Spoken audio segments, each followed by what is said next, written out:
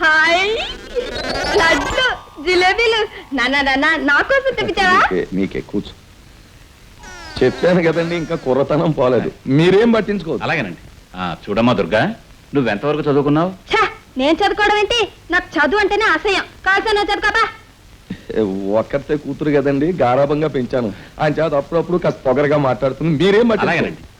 నీకు పాటలు ఏమైనా వచ్చా? ఓ ఇన్ని సినిమా పాటలు వచ్చు. పాడనా?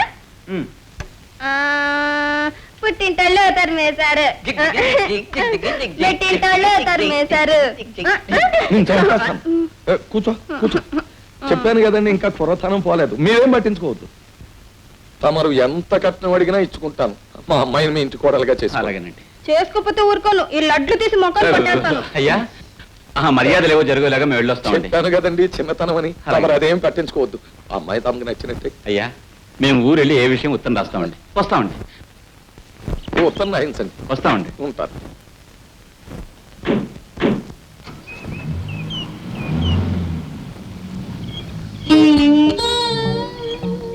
ఏంటి బావా, అమ్మాయిని చూడడానికి వచ్చారా? నన్ను చూడడానికి వస్తారా? మాట మాత్రమేనా నాతో చెప్పకుండా పెళ్లి చూపులు ఏర్పాటు చేసావే? నీతో చెప్పేది? నీకు పెళ్లి చూపులా, మీ అమ్మాయికి పెళ్లి చూపులా, ఏమిటి చెప్పేది? ఓహో, ఈ సంబంధం ఏదో చెడిపోయి ఉంటుంది, అందుకే రుసరుసలు ఆడిపోతున్నావు. నా మనసు ఏం బాగోలేదు. ఈ పూట నాతో ఏం మాట్లాడుకు, నాతో ఏం మాట్లాడొద్దు, వెళ్ళిపోయి ఇక్కడి నుంచి. క్వశ్చన్ లేదు. చరిత్ర గల నా కత్తిని ఎప్పుడైతే ముక్కలు చేసావో నీ కుటుంబంలో ఏ శుభకార్యం జరగడానికి వీలు లేదు. క్వశ్చన్ ఏముంది?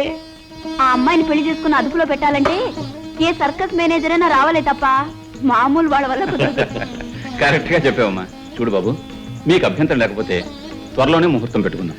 మాకు అభ్యంతరం ఏముంటుందని ఆనందమే. కానీ తమరింటి కోడలు కావడం అంటే నిజంగా మా లక్ష్మి ఏ జన్మలోనో పుణ్యం చేసి ఉంటుంది బాబు గారు. ఇదిగో లక్ష్మి, ఈ జన్మలో కూడా బాగా పుణ్యం చేసుకున్నావంటే వచ్చే జన్మలో కూడా ఈ అబ్బాయిని పెళ్లి చేసుకోవచ్చు. వస్తామమ్మా. చూడు బాబు, అబ్బాయికి అమ్మాయి నచ్చింది, అమ్మాయికి అబ్బాయి నచ్చాడు. ఇక ఆలస్యం అనవసరం. త్వరలో నువ్వు ఒకసారి పట్నం వస్తే నిశ్చితార్థానికి మంచి రోజు నిర్ణయించుకోవచ్చు.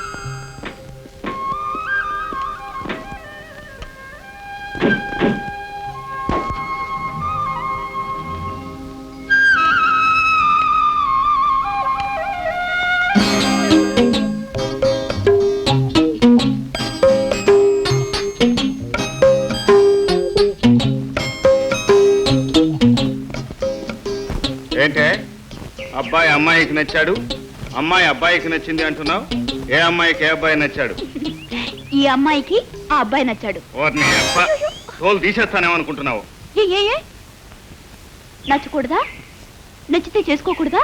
నచ్చడం ఏంటే? అందగాడు కాబట్టి, మనగాడు కాబట్టి, అది నువ్వే కాబట్టి. మీ పిల్ల మాకు నచ్చలేదు అని చెప్పుచ్చు కొట్టినట్టు ఉత్తరం రాస్తారా? ఏ మా పిల్లకి చెయ్యొంకరా కాలొంకరా? ఏ వంకరా లేదు, అంతా కుట్ర బావా. వాళ్ళు ఆ కుంటోడు చెల్లెల్ని కోడలుగా చేసుకోవడానికి స్థిరపతి చేసుకున్నారు. క్వశ్చన్ లేదు. ఆ మిలిటరీ కూడా నేను అవమానం చేయాలని వాళ్ళ చెల్లెల్ని చూపించి వాళ్ళనట్టు లాగేశాడు. మల్లిగా వెళ్ళరా, ఈ 2000 పట్టుకెళ్ళి కోటికాడికి. ఆ మిలిటరీ వాడు 2వ కాలు కూడా తీసేయమన్నాను చెప్పు.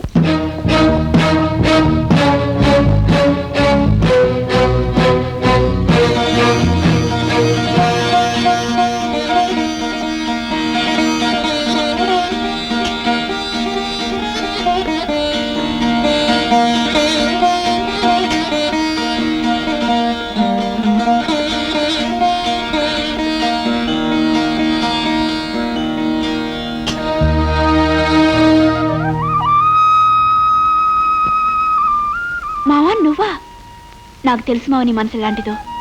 ఆడపిల్ల మానం కాపాడినవాడివి, ఆమెకు అన్న లాంటివాడు. అందుకే లక్ష్మిని దీవించడానికి వచ్చుంటావు. అవునా? రా లోపలికి. మొహమాట పడతావేటి? రా. వద్దులే గౌరీ.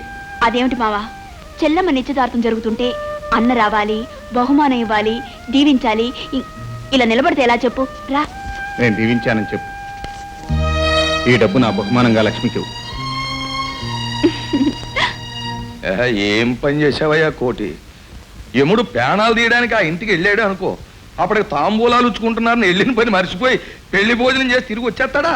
రాడు. ప్రాణాలు తీసే వస్తాడు. అలాగే నువ్వు డ్యూటీ మీద వెళ్ళినప్పుడు డ్యూటీ పూర్తి చేసుకు రావాలి, కానీ మధ్యలో మనసు మార్చుకుని ఇలా వెనక్కొచ్చేస్తే ఎలాగయా? అబ్బాయి కోటి, కిరాయి రౌడీ అన్నాక మనసు బండగా ఉండాలి. జాలిపడ్డం కానీ అయ్యో పాపం అని కానీ ఉండకూడదు.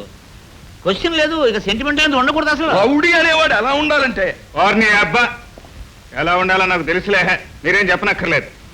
అక్కడ ఆ పరిస్థితి చూసి నాకు జాలేసి మనసు మారిపోయింది. ఆడి సంగతి తర్వాత చూద్దాంలే. పర్లేదు, తర్వాత చూస్తాను. ఈ ఊళ్ళో పెద్దలు చేసే దారుణాలు దుర్మార్గాలు అన్ని వివరంగా ఇందులో రాశాను. దీని మీద మీరందరూ సంతకాలు చేస్తే ఒక వినతి పత్రంగా పట్నం వెళ్లి కలెక్టర్ గారికి అందజేస్తాను. దీంతో పాటు కొన్ని సాక్ష్యాలుగా నేను తీసిన ఫోటోలు కూడా ఆయనకిస్తాను. దాంతో ఆయనే వాళ్ళ మీద తగు చర్య తీసుకుంటాడు. అది కాకుండా వాళ్ళు అడ్డం పెట్టుకున్న ఆ కిరాయి వాడి బాధ కూడా తొలగిపోతుంది. ఆ పైన మన పొలాలకు నీరు ఇప్పించాలని, ఎరువులు దొరికేటట్టు చేయాలని కూడా దీంట్లో రాశాను. కనుక మనం హాయిగా బతకాలంటే మావా, నేను ఒక మాట చెప్తాను, వింటావా? ఏమిటి నీ సోచ్ చెప్పు. నిన్న లక్ష్మికి కానుకగా డబ్బులు ఇచ్చి వెళ్ళావు. నాకెంత సంతోషం వేసిందో తెలుసా?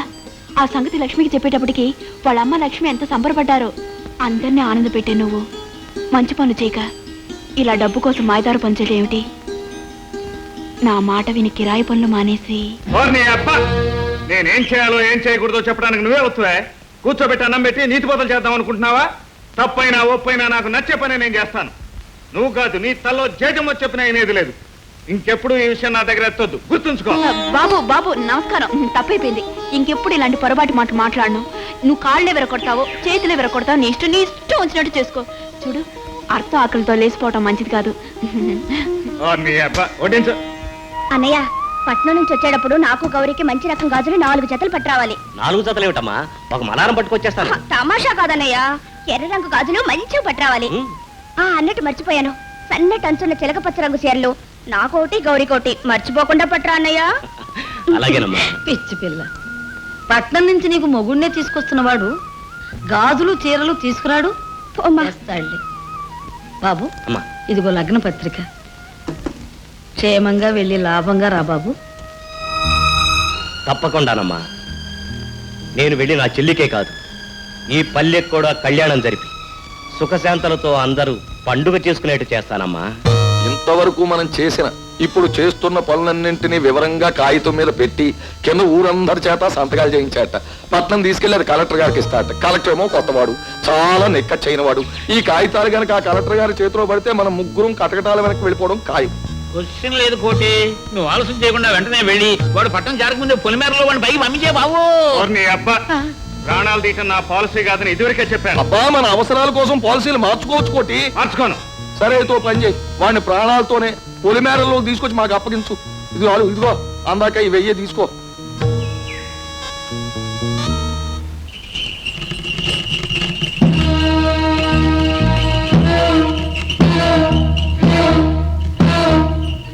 బండి దగ్గర మెల్టీ నా కొడక.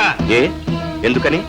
ఓర్ని అబ్బా పేపర్ల మీద సంతకాలు పెట్టించుకుని కలెక్టర్ చూపెట్టడానికి ఫోటోలు కూడా తీసుకెళ్తున్నావంటగా. ఆ పేపర్ల ఫోటోలు ఇటీ నా దగ్గర లేవు. ఓర్ని అబ్బా నువ్వు ఇట్ట మాటలతో ఇవ్వవురా. నా డ్యూటీ నేను చేశాను, వస్తా.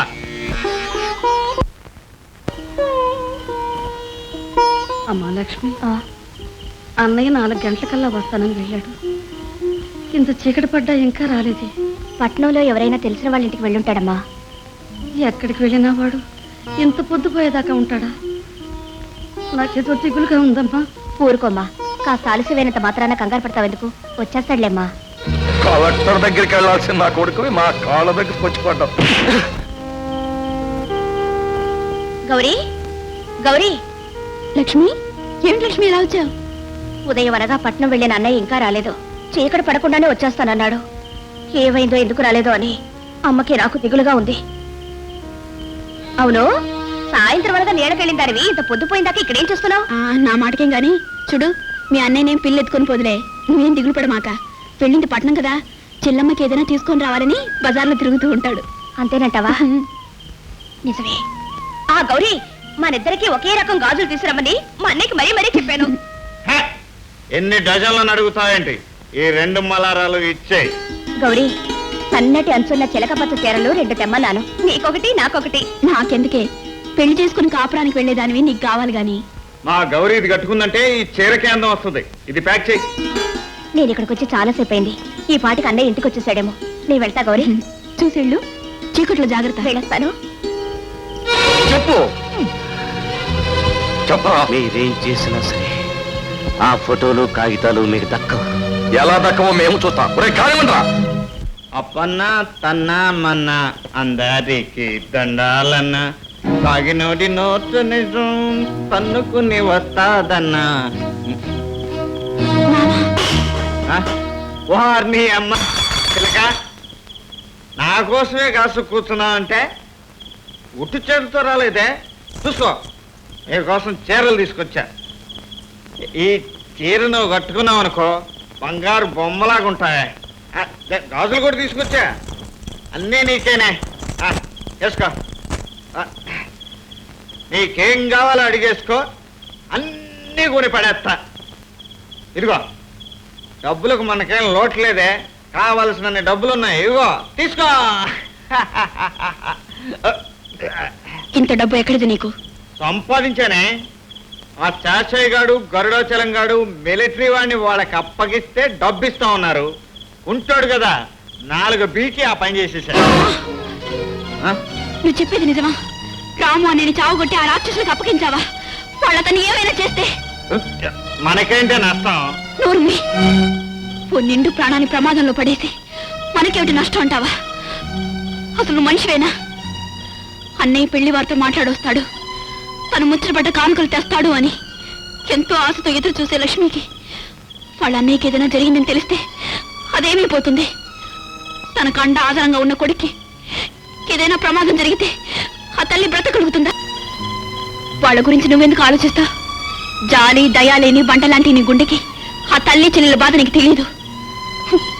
నువ్వు మారుతావు అనుకోవటం, మనిషివి మంచివాడివి అవుతావు అనుకోవడం నా పొరపాటు. నువ్వు డబ్బుకు అమ్ముడిపోయే రాక్షసుడివి, కిరాయికి ఏ ఘోరమైనా చేసే కిరాతకుడివి. పాపిసి డబ్బుతో నువ్వు తెచ్చినవి ఏమీ నాకు అక్కర్లేదు. ఇక నీతో మాట్లాడను. నీ ముఖం చూడను.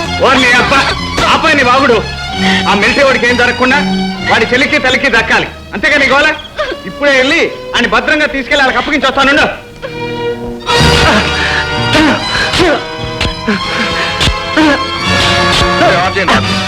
చచ్చే ముందు ఒకసారి దేవుడు తానవన్న ఎట్టుకుంటాడు. వీడు గంటలో గంట కొట్టేశాడు బావా. క్వశ్చన్ లేదు. రే ఓ పని చేయండి, ఈ ఏట్లోకి తోసేయండి. మనిషి గొడవ ఉండదు, ఫోటోలు గొడవ ఉండదు, మాకు పాపం అంటుకోదు. అలా చేయండి. అలా